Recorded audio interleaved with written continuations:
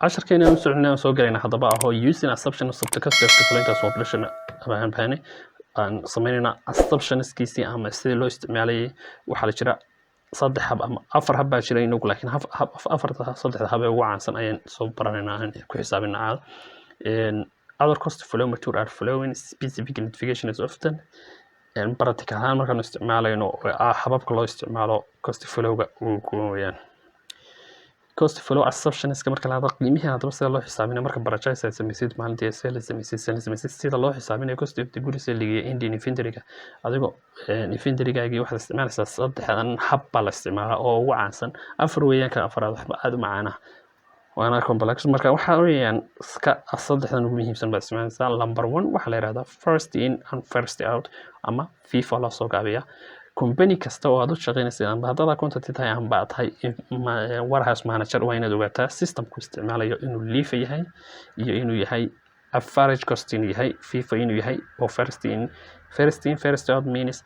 ka ugu soo hor iibsatay store-kaas soo dhigtay ayaad ugu hor iibinaysaa ayaa ugu horbaxaya yani weeyaan average-kan wax isku waa isku celcelisoo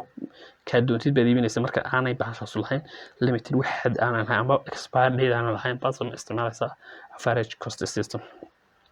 last in first in out waxa loo isticmaalaa waxyaabaha laftigooda aan date ka lahayn ee aad marka modelada cusub sida dharka oo kale dharka marka maanta yimaado ka maanta yimid baa la iibinaya systemka isticmaalaya waa last in first out kii ugu dambeeyay markii la keenay modelkii cusub ayaa imika la iibinaya oo baxaya kaas isticmaal marka laakiin farmasiyada iyo wadamada production iyo warshadaha iyo waxa soo dhan iyo inta ugu badan boqolkiiba waxay isticmaalaan FIFO first in and first out oo ah ka ugu horeeya kii ugu soo horgalay ayaa ugu horbaxaya kana waa celceliskiisi kana waa kii ugu dambeeyay ayaana ugu horbaxaya FIFA markaan raahno FIFA waa maxay hadaba FIFA waa matured assumption aan loo qaadanayo laga soo qaadanayo earliest goods purchasing are first to be sold in alaabtii ugu horeysay aad soo iibsatay ayaad marka ugu horeysay iibinaysaa sharcigaas weyn shirkad kasta oo shaqeynaysa waxaad weydiinaysaa systemka oo shaqeynaysa inventory-ga ayaad weydiinaysaa si aad u ogaatid systemkan inta kala isticmaalayo marka kii ugu hadaad FIFA oo ku yiraahdo FIFA isticmaalayna alaabtii ugu horeysay ee aad ugu soo horgaday ugu soo hor iibsatay ayaad iibinaysaa kuwa cusub xagga dambe aad marinaysaa kuwa ugu horeeyay qadiimiga ayaad iibinaysaa mar walbana waxaad ku cadeynaysaa in kuwa ugu soo horeeyay actualka ay sii jiray sii joogay ayaad iibinaysaa ee inventory-gaaga aad inventory-ga isticmaalaya markan FIFA eegayno the cost-gana ama cost of the goods sold waxa lagu soo saarayaa earliest goods purchase are first ku qiimaha la soo iibsaday ee goods-ka cost-ga lagu soo iibsaday ee loo qorsanayaa as goods of sold-ga alaabta ugu horeysay la iibiyo loo isticmaalo qiimaha ama cost of the goods sold marka la xisaabinayo weeyaan waxaan formka soo koobaya iyadoo xisaabteeda oo aad u si faahfaahsan casharka ku xiga in dhigan doona laakiin kan imika isagoo faahfaahsan baan isagoo qeexitaankiisa wixiisan baranayna marka FIFA maturekiisa markaad isticmaalaysid haddii aad productkan soo iibsatay intana ay tahay purchasing alaabta soo iibsatay intana ay tahay saleskaad soo iibsatay marka inta unitaad iibinaysid lastiga in unit iibinaysid ayaad halkan waxa isku soo wada geysid waxa ku noqonaysaa cost of the goods sold aad iibsay wuxuu noqonayaa first aad markaad isticmaalaysid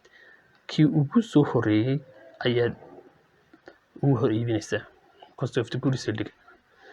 marka inventory-ga xisaabinaysidna kii ugu dambeeyay ee aad imika soo iibsatay first inkiisii hore ayaa isna xisaabinaysaa mar walba waxaad kaga imanaysaa xaggii hore aad kaga imanaysaa marka xisaabinaysid saas noqonaysaa kii ugu soo horeeyay ayaad baxaya ayaa ugu horbaxaya average cost-ga marka sheegaysidna isna waa sabab maxaa qaadaysaa average waa inay isku mid tahay oo badan waxba kala duwanayn oo aan dadku kala xigsanayaan kala door bidayn ayaad isticmaali karaysaa average cost qiimihiisana waxaad samaynaysaa weight average unit cost-ga ayaad soo saaraysaa qiimaha unitka iyagoo xisaab oo caadi ah soo saarayna the weight average unit cost is applying to unit sold determining so ku ogaanaysa cost of the goods sold-ga unit-keega on hand-ga ayaa ku determinaysaa isaga soo saartid ending inventory-ga allocation waxa cost of the goods are variable for sales marka xisaabinaysid weight average cost ama unit cost eega waxa weeyaan cost of goods are variable for sales cost of goods are variable for sales unitska aan soo iibsanay imika 10 hore ku sii jirtay income statement-kii hore ama xisaabin 12,000 ayaad u qaybinaysaa total unitska inta total unit ee for sale ee la soo iibiyay diyaarka marka waxay ku siinaysaa weighted average waxa la yiraahdo 12 unit bay ku siinaysaa marka labada isku qaybisid si aad u heshid ending inventory-ga si aad u heshid ending inventory ama cost of the goods sold-ga marka labadooda isku qaybisid 12,000 aad u qaybisid waa total available for sale total available units sold loo qaybiyo 12 per unit bay noqonaysaa kabacdi waxaad ku dhufanaysaa unitkii intii aad iibisay unit doonaysay inaad iibisay last inkii inventory-ga aad ku dhufanaysaa 12kii waxa ku soo baxaya ending inventory-ga ku soo baxaya ending inventory-gii markaad haysatid waxaad ka sharaysaa cost of the goods available for sale waxa ku soo baxaya cost of the goods sold sababta waa negative cost of the goods available for sale marka laga jaro ending inventory waxa ku soo baxaya cost of the goods sold saas average-kan uu soo baxaya ka saddexaad baa isna jira oo LIFO la yiraahdo first last in first in kii ugu soo horeeyay kii ugu dambeeyay ayaan ugu hor iibinaynaa the last in assume it a latest good purchase first to be sold tii ugu dambeysay ugu dambeysay la soo iibsaday ayaan first to be sold and that the earlier goods purchase remaining in the inventories tii ugu horeysay waxay noqonaysaa tii ugu dambeysay imka soo iibsanay ugu hor iibinaynaa marka badeecadeenii hore ay soo iibsanay maxay noqonaysaa ending inventory bay noqonaysaa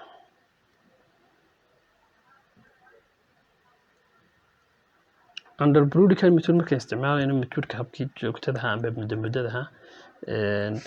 all goods purchased during the year are assumed to be available for first years dhammaan wixii aan soo iibinay dhammaantood waxaan diyaargaraynaa inaan iibino marka ugu horeysa inagoon tixgelinayn the date of the purchase ma tixgelin xilliga soo iibsanay ama date-ka ma tixgelinayno ma eegayno waxaana dhif waxa laga isticmaalaa LIFO Canada waxa loogu isticmaal yar yahay waxa uu isticmaal badan FIFO iyadana waxa uu sameynaysaa LIFO materials latest goods purchase and first latest goods kan soo iibsanay ayaad iibinaysaa first latest goods kiisi waatan aan soo iibsanay kuwii ugu dambeeyay last in first in cost of the goods sold aan ku sameynayna waa kuwii ugu dambeeyay xagga marka joogto FIFO kuwa ugu horeeya aan siinayni aan iibinaynay marka cost of the goods sold mar walba isbedelaysa takalana waxay noqonaysaa ending inventory-ga teedii hore marka cost of the goods sold dhigay magaalada aan iibinaynaa aan diyaar garaynay 7,000 aan diyaar garaynay waxa weeyaan tii ugu dambeysay last in first in kan iibinaynaa last in marka labadan baan iibinaynaa marka labadaas ka soo goyno ay 7,000 noqoto unit-keena inoo bixiso 7,000 doonaynay inaan iibinay imika cost of the goods sold bay noqonaysaa inta soo hadhay waxay noqonaysaa warehouse oo intii ama inta soo hadhay imika ma waa unit-kiisa ayaa ah 5,000 oo unit marka 5,000 oo unit yahay ayaa unit-ka la iibiyay la doonayay in la iibiyo warehouse unit-ka in marka total-kiisa cost-kiisa inta ay inta noqonaya qiimihiisu marka intaana tii horena marka intan oo dhan markii imika la iibiyo cost of the goods sold waa tii ugu dambeeyay ayaa la iibinayaa ending inventory waxay noqonaysaa kuwii hore halkaas uu noqonay marka income statement-ga sida uu saameynayaan haddaan eegno saameyn bay ku yeelanaysaa FIFO haddaad isticmaashid haddaad isticmaashid balance sheet-kaaga iyo income statement-ga saameyn bay ku yeelanayaan FIFO-du waxa loo report garay inay tahay in marka FIFO system-kaaga isticmaalayso waxay ku siinaysaa adjusted-ka faa'iidada dakhliga net hadhaaga ugu dambeeya ayay ku siinaysaa dakhliga ugu badan ay ku soo galanayaan LIFO waxay ku siinaysaa lowest ka ugu hooseeya ku siinaysaa xagga average-kuna mar walba uu noqonayo dhexdhexaad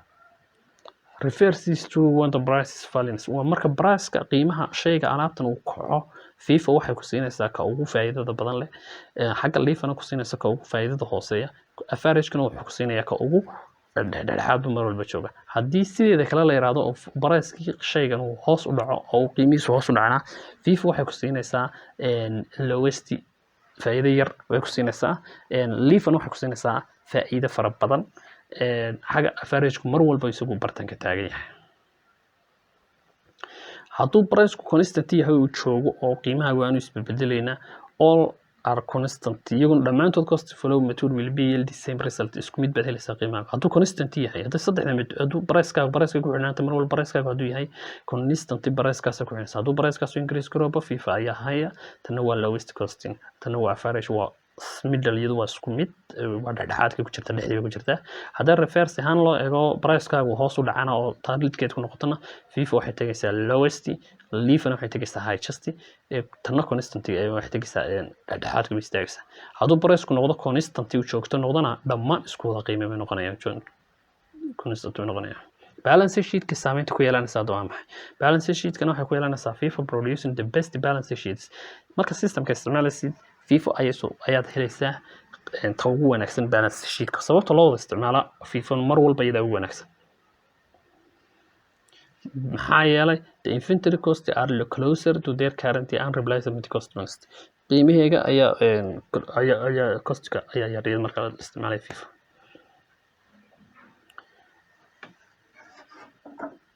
haddaba hababkii doonaya inuu company-gu waa inuu isticmaalaa consistently uu isticmaalaa for accountability hal account on ama system ka dambe hab kaliya ta waa inuu isticmaalaa si joogto ah waa inuu company-gu aanu isbarbar dhigin kolba mid haddii kale waxa gelaya time bag u galaysa financial statement of successful time proof bay noqonaysaa oo si joogto ah uma guuleysanaya haddii uu kolba method isticmaalo waa inuu hal method isticmaalaa muddo dhowr sano siduu isku sameeyo comparison financial statement-giisa sanadka hore haddii uu company-gu sameeyo uu la qabsado different cost flow method habab kala duwan wuxuu saameynayaa net income financial statement-giisa ayaa noqonaya mid aan la close karin la xiri karin oo saameyn buu ku yeelanaya marka company-gu wuxuu noqonayaa inuu hal mid uun isticmaalo intuu jiro haddaba qaladaadka waxaa jira qaladaad ay sameynaysa inventory error-ka markay sameysmato saameyn bay ku yeelanaysaa income statement-gaaga ama ayay saameyn ku yeelanaysaa marka qaladaad sameysid qaladaadkaasoo ka imanaya beginning inventory iyo ending inventory-ga of income statement-gaaga ka imanaya oo muddo kale the ending inventory of one product automatically becoming beginning of inventory of negative products shuruudda waxweeyaan waan taa sheegayno ending inventory-gaagu waxay noqonaysaa ending inventory of the one product muddo ama muddadan amba sanadkan ending inventory-gaagu waxay ku noqonaysaa beginning of sanadka kale saameyn ay ku yeelanaysa weeyaan beginning inventory of next year sanadka dambe noqonaysa ama next product muddada kale inventory error affect iyadu khaladaadkayguna wuxuu saameynaya haddaad qalad ku samaysid inventory-gii wuxuu ku saameynaya laftigaaga cost of the goods qiimaha alaabta uu saameynaya iyo net income-kaaga faa'iidada heshaa markaas maalkaaga helaysid haddaba sidaan usoo saari karayna formulada for cost of the goods sold qiimaheega kusoo saarina formuladeedu waxa weeyaan beginning inventory-gayga waxaan u geynaynaa cost of the goods purchase-kayga waxaan ka jaraynaa ending inventory waxay kula noqonaysaa cost of the goods sold the effect of the cost of the goods sold can be determined incorrectly haddaba qaladaadka saameynta ku yeelanaya cost of the goods sold waxay noqonaysaa inaad gelisid incorrect data aba formula and subtracting corrections inaad systemkan hadda systemkan qaladid oo ending inventory-ga ka jirtid u geysid beginning inventory-ga cost of goods sold ka jirtid ee qalad bay noqonaysaa haddaad formulada isticmaalisid qaladaadkayga inventory-gu uu jiraya waxaan kusoo sumargaraynaynaa gebiga saameynta ku yeelanayso in cost of the goods sold iyo net income-ka table-kan adigoo isticmaalaya inventory-ga the effect of inventory error in current year income statement-ga khaladaadka inventory-ga ka dhaca ama alaabtaada khaladaadkaad samaysid wuxuu saameyn ku yeelanayaa income statement-gaaga ama dakhligaaga kusoo gala inagoo uusan labada saameynayaan waxa weeyaan cost of the goods sold badeecada qiimaha kugu taagan tahay iyo net income-ka raasamaalka ama haragaad heshay faa'iidada ah marka haddii aad understate ku samaysid haddaad understate means haddii aad qiimo ka hooseeyo qiimihii aad xisaabtii aad qortid inventory-gaaga 500 haddaad 300 qortid 100 marka understate baa la yiraahdaa marka hoos baad uga dhigtay marka understate-ka cost of goods sold wuxuu ku noqonayaa high buu ku noqonayaa hoos buu dhacaya isaguna qiimihii alaabta way jabaysaa hoos understate bay noqonaysaa overstate waxa uu noqonayo faa'iido fara badan baad helaysaa marka inventory-gaaga hoos u dhintay waxay helaysaa faa'iido fara badan oo overstate bay noqonaysaa wax saayida kugu soo baxaya haddii lead-kayga overstate aad ku samaysid beginning inventory-gaaga haddii aad iyadana alaab dheeraada ku jirtid oon ku oolin meesha waxay noqonaysaa cost of the goods sold-gaagana saayid baa ku fuulaya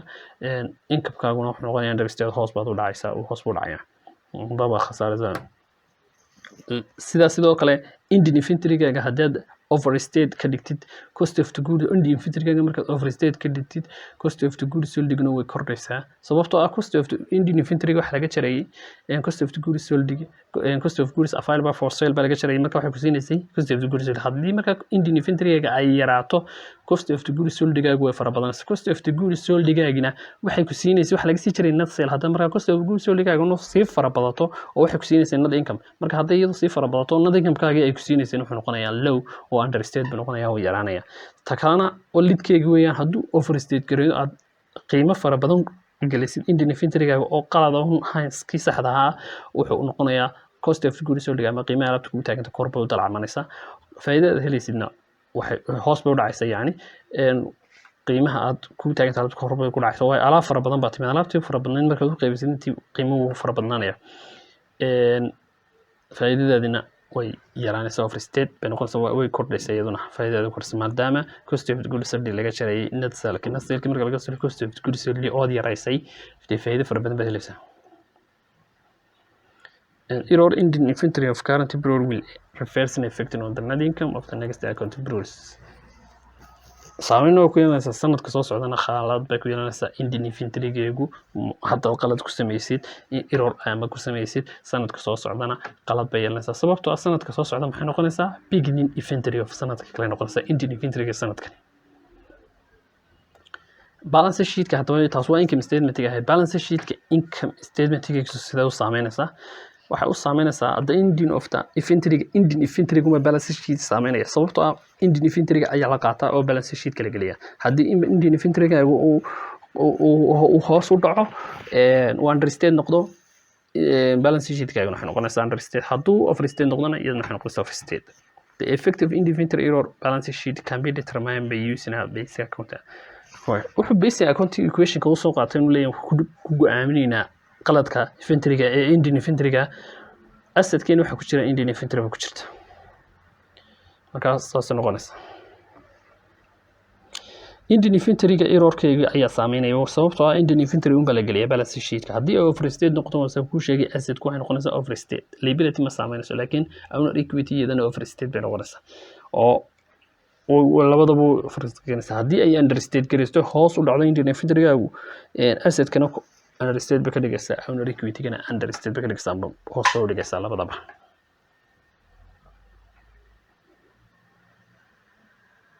waxaa jirta value of inventory at the lower of cost of the market waxa la yiraahdo lowest LSTM baa la yiraahdaa ama lowest cost and market marka inventory-kaas la yiraahdo habkan baa la yiraahdaa habkan wuxuu ku sameynayaa qiimaha inoogu jaban markan eegno labada isbarbar dhigno waxaan isbarbar dhiganaa cost-ki oo alternative lower costing market LM system-ka la yiraahdo ama habka la isticmaalo isna waxa weeyaan cost-ga waxaad hor dhigaysaa market-ka qiimaha aduu ay shayga kugu taagan tahay iyo qiimuhu suuqa ka marayo ayaad eegaysaa qiimuhu shayga kugu taagan tahay sometime wuxuu noqonayaa aduu intuu qaali kugu taagan yahay ayuu suuqa ka jaban yahay adigana tan uu jaban yahay tan kalena suuqa qaali buu laga siinayaa oo suuqa markaad u eegtid waayo qiimaha waxa ku go'aaminaya suuqa kabacdi total waxa la yiraahdaa inventory aad sameynaysaa waa isku soo wada geynaysaa inventory-gaagii ta suuq cost-ga uu ku taagan yahay inventory-gaagu waxa isku soo geynaysaa adigu kugu taagan yahay total-keega cost-ga uu suuqa ka taagan waa isku soo geynaysaa kabacdi lowest waxa loo yiraahdaa lowest cost market-ka waxa weeyaan ta ugu jaban ee ayaan qaadanaynaa laba kata haddii marka imika markasta la isku guriyo keeba inoo jaban ka market-ka inoo jaban suuqa market-ka marka wax ku iibinaynaa haddii inoo jabaado cost-geena baan wax ku iibinaynaa sidaas beesna la yiraahdaa at lowest costing method waa method hab la isticmaalo isna weeyaan marka price-ka la go'aaminayo price maana cost assumption iskan isticmaalaynay maadaama isticmaalaynay the common price is used in the inventory rather than the individual items or mature categories that determine LSM's valuations waana markasta oo inventory-ga total inventory-ga ayaad go'aansanaysaa xabad uma go'aansanaysid buu leeyahay xabad go'aan kama qaadanaysid oo TV-ga hadda suuqa ka farbado suuqa ma tagsi laakiin total-ka sameynaysaa total-ka ayaad go'aansanaysaa total-ka inventory-gaaga marka isku soo wada geysid qiimaha suuqa ka taagan tahay iyo taadadu si kugu taagan tahay marka isku geysid markaasaad taasad go'aan ka qaadan halkaas ku soo gogomina tutorial-kani maanta casharkeeni